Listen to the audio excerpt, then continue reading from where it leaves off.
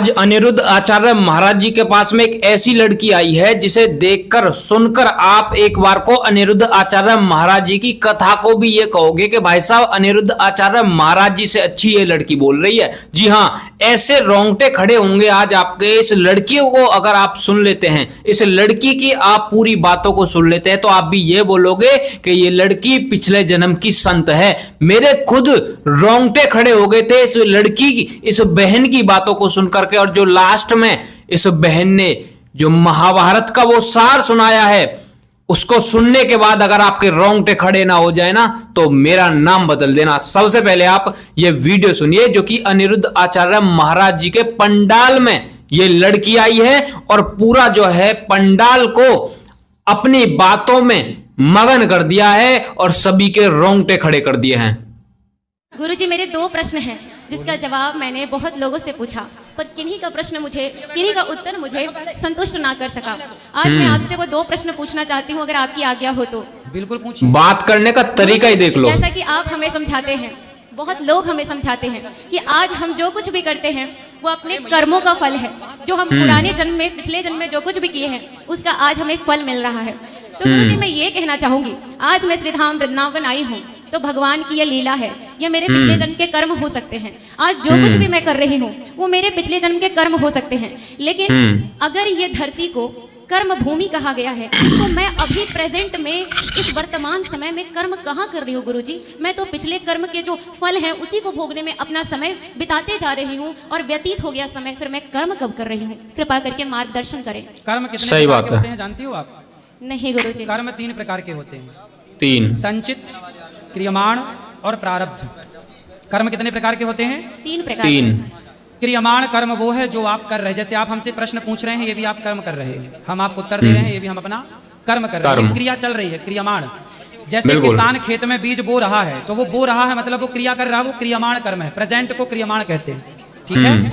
अब जब बोया तो फसल तैयार हो गई, तो जब फसल काटेगा तो वो संचित हो जाएगा। काट के बोरा में भर के घर ले आया, 100 कुंटल फसल घर आ गई। वो क्या था? क्रियमाण का फल था संचित, इकट्ठा हो गया। हाँ या ना? हाँ। बिल्कुल।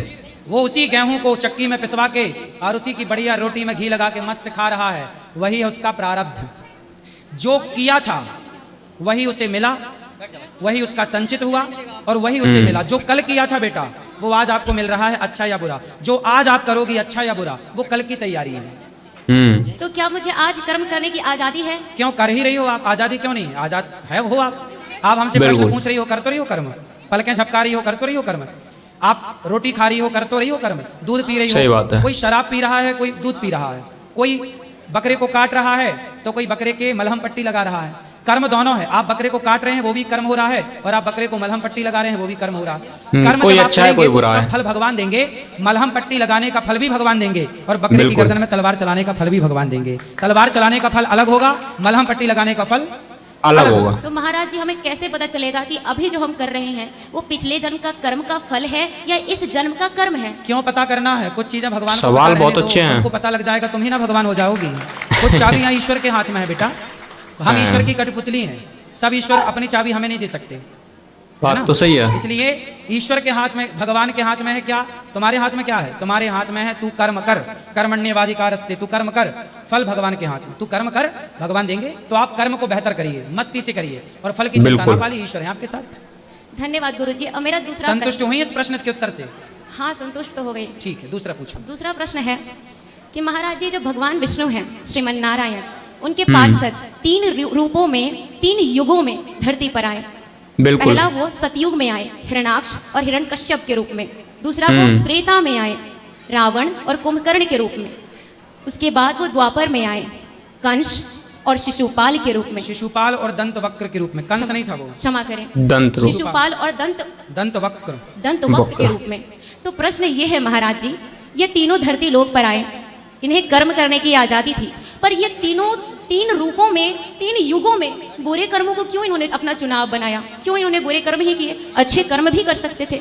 रावण शायद अगर बुरा काम नहीं करता तो बाकी भी उसका साथ न देते। जैसे उनके अपने बेटे पुत्र मेघनाद, अपने भाई कुंभकर्ण, ये विभीषण तो अच्छे कर्म कर रहे थे, इसलिए तो भगवान श्री राम के पास मेरे रोंगटे खड़े हो रहे हैं बहन की बातों को सुनकर। बोलने का तरीका सुनो आप। भगवान के पार्षद ही थे ना। श्राप लगा था, श्राप लगा था सनकादियों का कि आप राक्षस बनोगे, और राक्षस जब बनोगे तो राक्षस का आचरण अपनाएंगे, और उन्होंने जो कार्य किया वो राक्षस के आचरण का था, क्योंकि श्राप लग चुका था 3 जन्म तक राक्षस बनोगे सनकादियों का। अच्छा, मतलब उन्हें श्राप ही मिला था। श्राप था।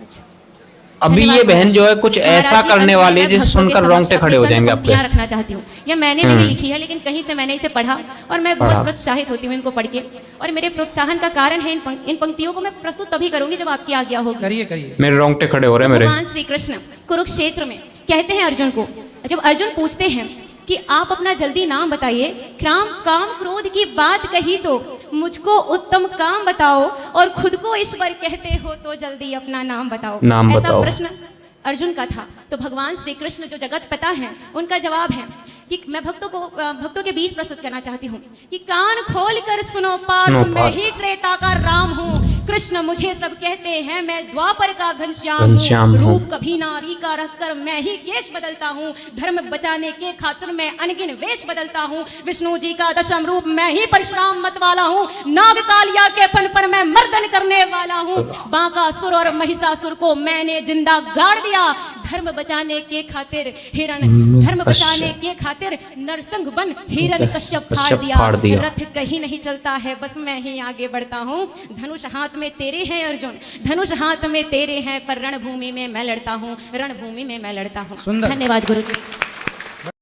जब मैंने इस मतलब लड़की को सुना, मेरे रोंगटे खड़े हो गए, और आपको भी ये चीज जो है नजर आ रही होगी बोलने के तरीके से ही, जिस तरीके से ये बहन यहां पर आकर के अपनी बातों को रख रही है, अपने सवालों को रख रही है, उससे ही आपको समझ आ रहा होगा कि ये कहीं ना कहीं पिछले जन्म की कोई ना कोई संत है। और जिस तरीके से इसने श्री कृष्ण जी की बातों को बताया है, लाइन मतलब एक पंक्ति के उसमें, एक कविता के सार से, तो आपने जो है ये नोटिस करा होगा कि आपके रोंगटे खड़े हो गए होंगे। और यहां पर जो है ये बात नहीं है कि भाई जो है ये बोल रही है मतलब नहीं बोल रही है। बात यहाँ पर ये है कि ये इतनी कम उम्र में जो हमारी बहन है, ये अपने सनातन धर्म के लिए इतनी जागरूक है, अपने सनातन धर्म को लेकर के इतनी ज्यादा उत्सुक है उसके बारे में जानने के लिए, पढ़ने के लिए, समझने के लिए। लेकिन हमारे देश में आज भी कुछ ऐसे लोग हैं जो सनातन धर्म के बारे में उल्टा सीधा बोलते हैं। लेकिन जो भी हो, बाकी मैं एक बात कहना चाहूंगा, ऐसी बहनों का हमें सम्मान करना चाहिए और ऐसी बहनों को हमें आगे बढ़ाना चाहिए, ऐसी बहनों का हमें सपोर्ट करना चाहिए। क्योंकि अगर हमारे आने वाले जो है समय में इस देश की कोई संस्कृति बचा सकता है तो वो ऐसी बहनें हैं। वरना जो बॉलीवुड की जो है फिल्मों को देख करके, गानों को देख करके, बॉलीवुड की जो एक्टर्स होते हैं उनको देख करके आज जिस मतलब रास्ते पर चली हुई लड़कियां हैं और साथ में लड़के भी हैं, तो भाई साहब मैं ये दावे के साथ में कह सकता हूं वो लोग ना तो संस्कृति को जानते हैं और जो जानता नहीं है वो बचाएगा क्या। तो वो तो भाई साहब संस्कृति को डुबाने में लगे हुए हैं और आगे जाकर के भी डुबा ही देंगे। तो मैं कहना चाहता हूं ऐसी बहनों का सपोर्ट करिए, ऐसी बहनों का समर्थन करिए और